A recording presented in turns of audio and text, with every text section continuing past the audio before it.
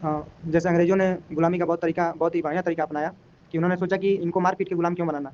एक ऐसा करो कि इनको जो है कि मानसिक रूप से मतलब इनकी तैयारी करा दो। यानी उन्होंने हमारा इतिहास नष्ट किया, हमें हमें जो है कि हमारे इतिहास को छुपा दिया और सारी कबार ले आकर के यहाँ पढ़ा दिया, जहाँ पे सोचने की जहाँ पे स्कूलों में प्रश्न पूछने का अधिकार नहीं और फिर उसके बाद जो है किताबों को रटवा देना, ठीक है? तो अंग्रेज़ों ने गज़ब का तरीका अपनाया।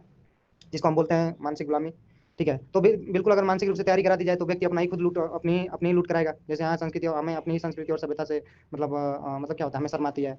हम जो है कि हम अंग्रेज़ों का देखा-देखी मतलब करते हैं और मानते हैं कि वे हमसे ज़्यादा सभ्य हैं और वे हमसे ज़्यादा मजबूत हैं और हर हर मामले में। तो बेसिकली इसको बोलते हैं मानसिक गुलामी। जहाँ पे सत्य को छुपा करके सारी चीज़ों को मतलब किया जाता है और हम मानते हैं कि उन्होंने हमें विज्ञान सिखाया, साइंस सिखाया और अभी हम देखें तो हमारा जीवन साइंस के आधार पे चल रहा है। बिल्कुल नहीं, हम बिल्कुल कबाड़ के आधार पे चल रहे हैं। ठीक है? जहाँ पे हमारी कोई बुद्धि काम नहीं करती हो, कुछ नहीं, बस जो है वो चल रहा है, जो कंपनियाँ बता रही हैं, जो सरकारें बता रहे हैं और मतलब ये देख ही सकते हो, ये सिंपल सी बात है। और इसमें जो अंतिम जो बात कही गई है कि पेट पे कब्ज़ा कर लो। तो खैर अंग्रेज़ों ने गुलाम तो बनाया ही है, लेकिन फिर अब आप जो है कि पेट के माध्यम से जैसे इनकी रोटी पर कब्ज़ा कर लो। तो ये बेसिकली मतलब ये पूरा मतलब गुलाम ये खुद को सरेंडर कर देंगे, ठीक है? आराम-आराम से। मान लो जहाँ से किसी व्यक्ति की रोटी चलता हो, वहाँ तो वो इसके सामने वैसे ही झुक जाएगा। लो अब हमारे साथ कुछ भी कर लो, अब हमारा रेप करो, चाहे कुछ भी करो, चाहे हमको ठोको, चाहे मारो, ठीक है? तो यही हुआ ना मतलब यही हुआ कोरोना में यही सब हुआ कि हम तुम्हारा राशन बंद बंद कर देंगे अब और उसके बाद हम तुम्हें गाड़ियों में नहीं चलने देंगे, ट्रेन में नहीं चलने देंगे। तो जहाँ से जिसका भोजन चलता हो उसी को जो ब्लॉक कर लिया गया। तो अब सभी तैयार हैं कि लो मेरा रेप करो, ठीक है? तो सबका रेप हुआ, सबको ठोका गया, ठीक है ना? सबको ठोका गया वैसे और फिर जो है कि कोई बात नहीं किया कि हमारा जो है फंडामेंटल राइट कहाँ गया, ठीक है ना? तो बस यही सब हुआ है। तो जो है कि उन्होंने तो गुलाम बनाई है, ये भी हमें जो है हमारे रोटी पे, हमारे पेट पे जो है कब्ज़ा करके हमें गुलाम बना रहे हैं। तो कहने का मतलब वही है कि इस देश में मुस्लिमों को हिंदुओं से खतरा हो जाता है और उसके बाद हिंदुओं को मुस्लिमों से खतरा हो जाता है और किसी को यहाँ पे अपने में ही अपने से खतरा हो जाता है, ठीक है? लेकिन जो जो असली दुश्मन है उनसे उनको कोई खतरा नहीं है। जैसे अंग्रेज़ों ने गज़ब की गुलामी गज़ब का सिस्टम यहाँ बना के चले गए, सब कुछ उन्हीं का सिस्टम है, ठीक है? और उसी के आधार पे हमारी लूट हो रही है। तो जिससे हमें खतरा है उससे हमको खतरा नहीं दिखाई दे रहा है, तो इसी को बोलते हैं ना मानसिक गुलामी।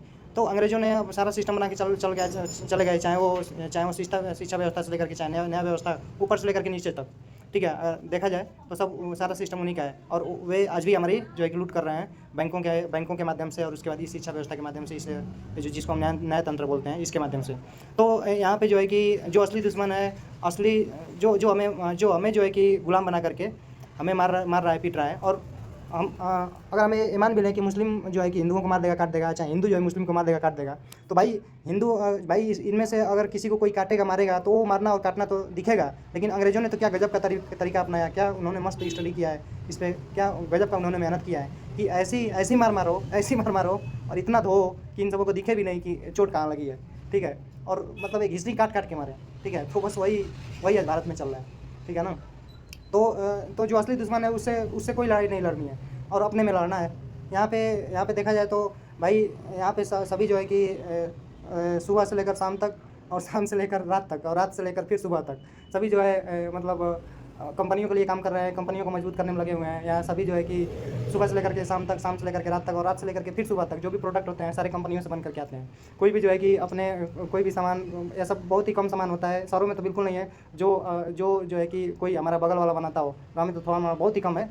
लेकिन और यहाँ पर जो है कि यहाँ लोग अपने ही बगल वाले से नफरत करते हैं कि हम काहे बगल वाले को मजबूत करेंगे, हम तो कंपनियों को मजबूत करेंगे। और कंपनियाँ मजबूत होकर के क्या करती हैं, जो सत्ता में बैठे हुए हैं उनको फंडिंग करती हैं और वो सब दोनों मिल करके फिर हमारा रेप करते हैं। जो मन करे उस तरह की जो है कि चीज़ें थोप देते हैं, जो मन करे वो करा देते हैं।